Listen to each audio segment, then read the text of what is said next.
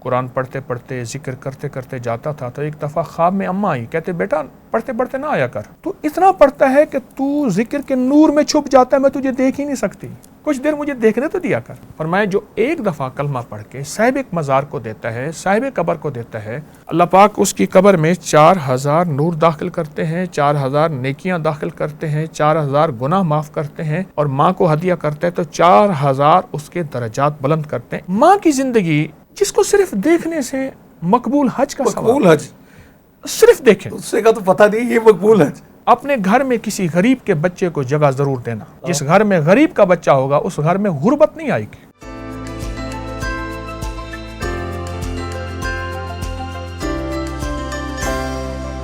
تو آپ کو کیا لگتا ہے کہ جن کے والدین دار فانی سے کوچ کر گئے، وصال ہو گیا، کیا ترتیب ہونی چاہیے قبرستان جانے کی جب حاضری ہو؟ جیسے آپ نے واندی کا ذکر کیا، پیر میں کھڑے ہونے کا، کیا ترتیب ہو آپ ذرا فرمائیے۔ علامہ جلال الدین سیوطی نے اپنی کتاب میں عجیب بات لکھی ہے، اور میں ایک صاحب نے اپنا واقعہ بیان کیا کہ میں قرآن پڑھتے پڑھتے ذکر کرتے کرتے جاتا تھا تو ایک دفعہ خواب میں اماں آئی، کہتے بیٹا پڑھتے پڑھتے نہ آیا کر، تو اتنا پڑھتا ہے کہ تو ذکر کے نور میں چھپ جاتا ہے، میں تجھے دیکھ ہی نہیں سکتی، کچھ دیر مجھے دیکھنے تو دیا کر،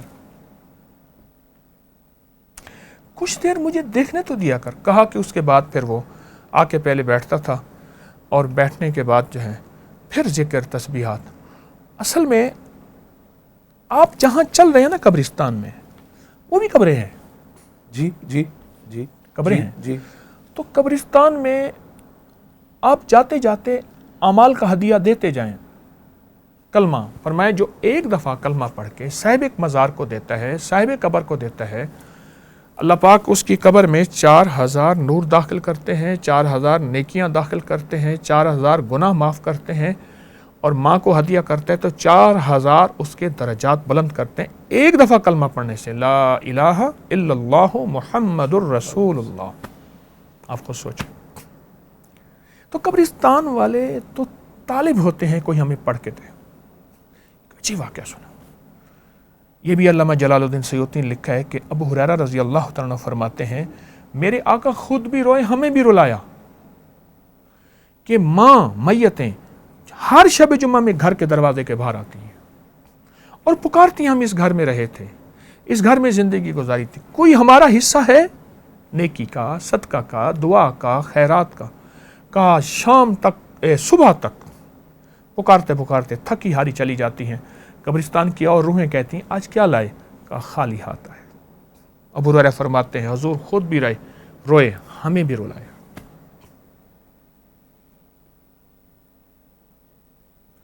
ماں کی زندگی، نوری بابا، ماں کی زندگی جس کو صرف دیکھنے سے مقبول حج کا ثواب، مقبول حج، صرف دیکھیں، اس سے کا تو پتہ نہیں یہ مقبول حج۔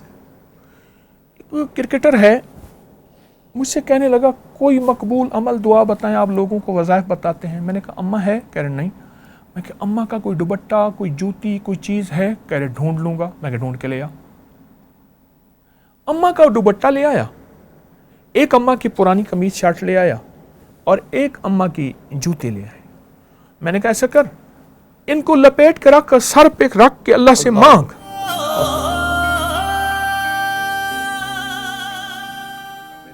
اللہ سے مانگ اور تیری دعائیں قبول ہوں گی۔ اب یقین یعنی اس کا اتنا یقین ہے، اس کا اتنا یقین ہے کہ وہ اللہ سے مانگتا ہے اس دوپٹے، جوتی اماں کی، اور اللہ کا نظام چل پڑتا ہے۔ جب ایسے کبھی ہوا آپ کا اتنا لوگوں سے تعلق اور حلقہ بھی اتنا ماشاءاللہ وسیع ہے کہ کبھی کسی بچے کو دیکھ کے، کسی کا کوئی عمل دیکھ کے اپنا بچپن فوراً یاد آ گیا ہو، یا کوئی واقعہ یہ ہوتا ہے اکثر؟ ہمارے ساتھ پڑوس میں ایک بچہ ہے چھوٹا سا، ابھی سال کا نہیں ہوا، 2-3 دن پہلے کی بات ہے، تو اس نے گلاس چھوٹے میں پانی پیا تو اس کی ساری رالیں تھوکے اس میں گئیں۔ میں نے وہ حصہ اٹھایا، اس حصے کو اٹھا کے پیا اور چوسا، اور اللہ سے ایک بات کی، آقا تیرے حبیب کا فرمان ہے مومن کے جھوٹے میں شفا ہے، کیا اس سے بڑھ کے کوئی مومن ہو سکتا ہے؟ بچے کو جس نے نہ گناہ دیکھا، نہ چھوا، نہ سوچا، نہ سمجھا، نہ گناہ کی طرف بڑھا، اس سے بڑا مومن نہیں۔ اللہ میں آج سے تجھ سے 3 شفائیں مانگتا ہوں، میرا خاتمہ ایمان پہ کر دے۔ شہرت یافتہ ہوں 4 بندوں میں، مجھے اخلاص دے دے اور اعلیٰ اخلاق دے دے۔ وہ بچپن پھر مجھے یاد آیا۔ وہ کیسے؟ اماں فرماتی تھیں بیٹا بچوں کو اٹھا کے دعائیں مانگیں قبول ہوتی ہیں، بچوں کا جوٹھا پئیں جوٹھے میں شفا ہوتی ہے، دعائیں قبول ہوتی ہیں اٹھا کے۔ اور پھر فرمایا جب بچہ بہت زیادہ رو رہا ہو اللہ کو ترس آتا ہے، اس کو اللہ کی رضا کے لیے چپ کرانا، سینے سے لگا لینا۔ اور ایک بہت بات فرماتی تھی، اپنے گھر میں کسی غریب کے بچے کو جگہ ضرور دینا۔ جس گھر میں غریب کا بچہ ہوگا اس گھر میں غربت نہیں آئے گی۔ اب آواز آپ کو آج کل میں کبھی ایسا ہوا کہ آپ کو لگے کہ آپ سے کلام کرتی ہیں آپ کی اماں، کسی جگہ پہ دیکھ کے آپ کو خوش ہوتی ہیں، کسی جگہ تھوڑا ملول ہوتا ہے، آپ کو لگتا ہے ایسے؟ روحیں تعاقب کرتی ہیں اور روحیں نہیں چھوڑتی۔ ہماری بدقسمتی ہے نوری بابا، ہم روحوں کو بھول گئے ہیں اور گورا روحوں کے پیچھے ہے۔ ہاں جی، وہ تو وہ پیرانارمل سائنسز اور سارا اس کے اندر میں، ٹھیک، ہم 2-3 نمبر میں ہی پھنسے ہوئے ہیں، 1 نمبر کی طرف دھیان نہیں جا رہا۔ روحیں ہماری تعاقب کرتی ہیں اور ہماری خوشی پہ خوش ہوتی ہیں، ہماری غمی میں ہمارے غم کے ساتھ ہوتی ہیں۔ آپ یہ دیکھ لیں کہ جب بھی کوئی ایسی چیز ملے، بعض اوقات احساس ہوتا ہے، اماں رحمت اللہ علیہ کا ایک مخصوص انداز پکارنے کا تھا مجھے طارق، وہ ایک انداز تھا، ایک دم ایسے احساس ہوتا ہے۔ پھر کہتا ہوں اماں تو نہیں ہے لیکن آواز آتی ہے، کانوں میں گونج آتی ہے، پکار آتی ہے۔ اور جس دن زیادہ میں اماں کو پڑھ کے ہدیہ دوں اعمال کا، یا جیب سے نکال کے کسی کی ضرورت ہے اور وہ دوں اماں کو ہدیہ، یا اللہ یہ میں نے ان کو ہدیہ دیا، میرے اندر ایک راحت ہوتی ہے۔ میں ایک آپ کو واقعہ سنا، جس کو آپ ہدیہ کہہ رہے ہیں، ہم اسی کو سال ثواب میں بھی ہاں، لاتے ہیں۔ یہ جی، میں نے قبرستان میں، کیونکہ والدین نے عادی بنایا تھا، سال کے سال نہیں، آپ کو میں ایک واقعہ سناؤں اماں کا۔ میرے 4 بچے ہیں، ہم 4 بہن بھائی، میرے 4 بچے۔ جی، جو بچہ بھی پیدا ہوا اس کو کاٹ میں ڈال کے اماں کے میں نے قدم میں رکھا۔ اچھا، لوگ کہتے ہیں قبرستان میں ہاں جی، جنات، اچھا، ہاں، میں نے کہا جو قبرستان کے گورکن ہوتے ہیں ان کے بچے خود جن بن جاتے ہیں۔ میں نے اس بچے کو اماں کے قدموں میں رکھا، اماں دعا لینے آیا ہوں، اس کے لیے دعا فرما دے اللہ اس کے بخت نصیب مقدر اچھے کر دے۔ دوسرا بچہ کاٹ میں ڈال کے اماں کے قدموں میں، تیسرا، چوتھا، اور اماں سے دعائیں لے کے آیا، اور اماں کی دعائیں ملتی ہیں مجھے۔ اچھا ایک بات اگر میں آپ سے کہوں کہ وہ کہتے ہیں کہ یہ تو ڈھیری ہوتی ہے، اس سے کیا فرق پڑتا ہے، آپ اس پہ کیا کہیں گے؟ ہاں، آقا کا فرمان ہے کہ قبر کو مٹی کا ڈھیر نہ سمجھو، یا جنت کے باغوں میں سے ایک باغ ہے یا جہنم کے گڑھوں میں سے گڑھا ہے۔ میرے حضور کی حدیث کا فرمان مفہوم ہے، اور قبر ڈھیری نہیں ہے، قبر ایک زندگی ہے، قبر ایک کائنات ہے، ایک نظام ہے۔